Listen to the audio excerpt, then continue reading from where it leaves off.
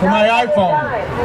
It's called Israel Red Alert, and it lets me know in real time whenever a rocket is launched from Gaza into Israel.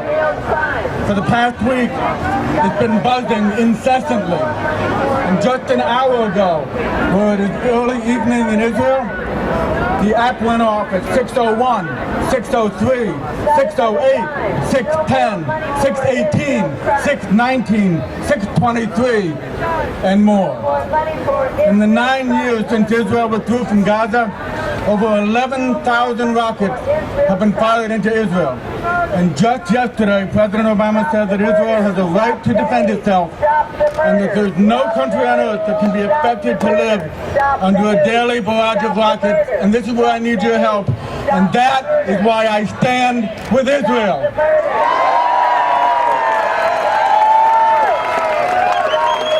The rockets are indiscriminately launched, but purposeful in their search for innocent Israeli citizens. That is why I stand for Israel. Distance in Israel is measured in seconds, not kilometers.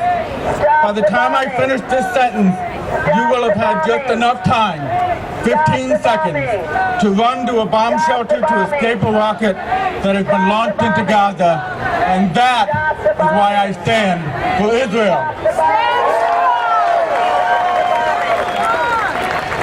In November 2012, I was in Israel under a different rocket barrage, just like we have today. And I spent time in bomb shelters and flat on the ground on the side of the road.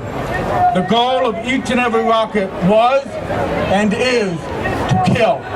The Iron Dome missile defense system saved my life, as it has saved the lives of thousands of Jews, Christians, and Muslims living in Israel.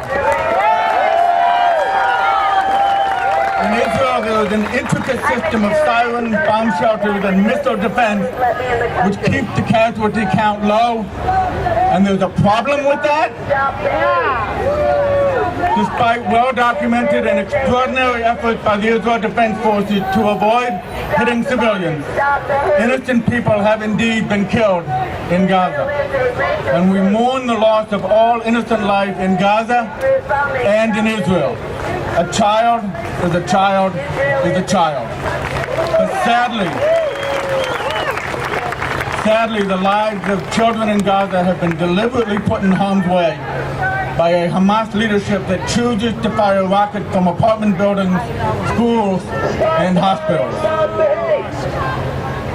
The Jewish Federation of Greater Washington has asked our community to join in solidarity and by donating to help provide respite for 37,000 children living under daily rocket fire in the southern part of Israel.